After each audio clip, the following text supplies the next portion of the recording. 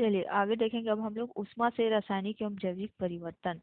तो देखिए अनेक रासायनिक परिवर्तन ऊष्मा देने पर ही क्या होते हैं, संभव होते हैं। जैसे कि लोहे के छीलन को गंधक के चूर्ण के साथ मिलाया जाना, जो कोई रासायनिक क्रिया नहीं होती। जब इसे गर्म किया जाता है तो क्या होता है, लोहे का सल्फाइड बनता है। इसी प्रकार पोटेशियम क्लोरेट और पोटेशियम परमैंगनेट को गर्म करने पर ही ऑक्सीजन बनती है। कुछ रासायनिक परिवर्तनों में ऊष्मा उत्पन्न होती है, जैसे चूने को पानी में डालने पर, सोडियम को पानी में डालने पर या गंधक के अम्ल को पानी के साथ मिलाने पर। तो इस प्रकार के परिवर्तन क्या है, ऊष्मा से रासायनिक परिवर्तन है।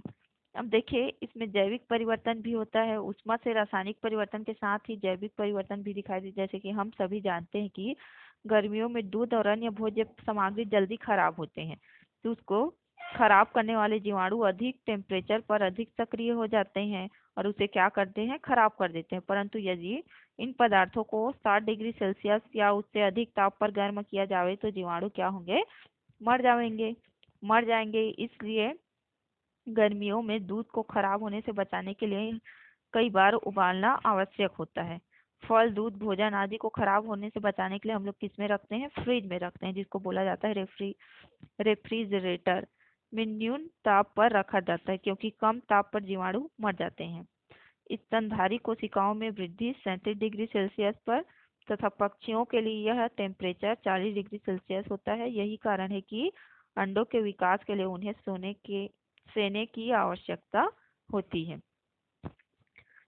सेने पर क्या होती है, अंडे जो होते हैं विकास के लिए अधिक विकास करते हैं। तो ये था ऊष्मा से रासायनिक परिवर्तन और जैविक परिवर्तन।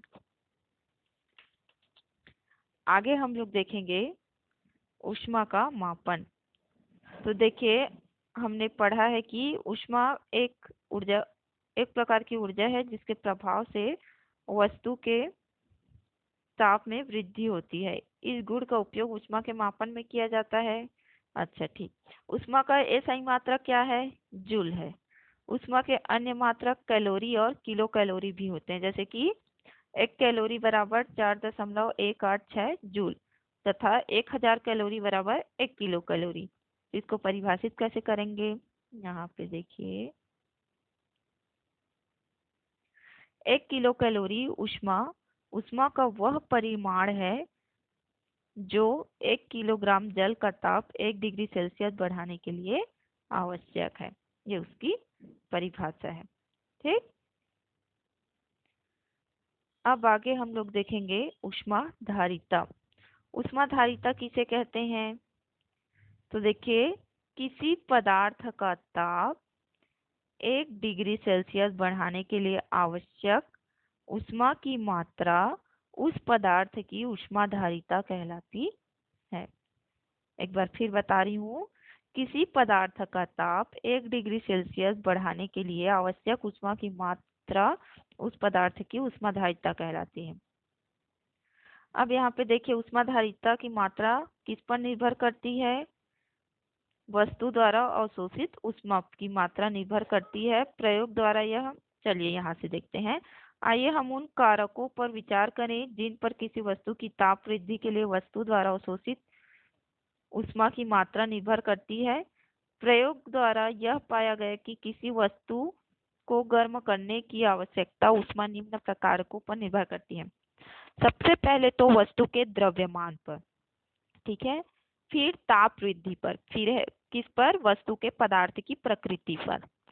तो देखिए वस्तु के द्रव्यमान पर, वस्तु का द्रव्यमान जितना अधिक होगा निश्चित ताप वृद्धि के लिए उतनी अधिक ऊष्मा की आवश्यकता होगी।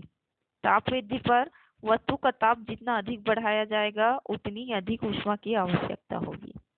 वस्तु की पदार्थ की प्रकृति पर, भिन्न भिन्न पदार्थों के द्रव्यमान के ताप में समान वृद्धि के लिए भिन्न भिन्न ऊष्मा के परिमाण की आवश्यकता होती है।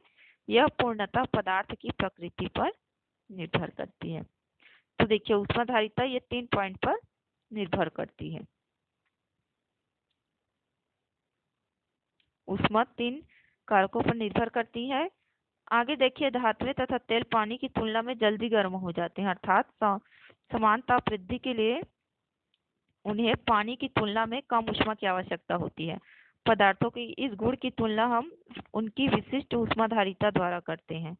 जो अभी मैं परिभाषा बताई वही यहाँ पे बताया गया है। विशिष्ट ऊष्माधारिता का मात्रक जूल प्रति किलोग्राम डिग्री सेल्सियस या जूल प्रति किलोग्राम डिग्री सेल्सियस होता है। यहाँ पे सारणी दे दी गई है, इसको आप लोग देख लेंगे। विशिष्ट ऊष्माधारिता दिया गया है, पदार्थ दिया गया है।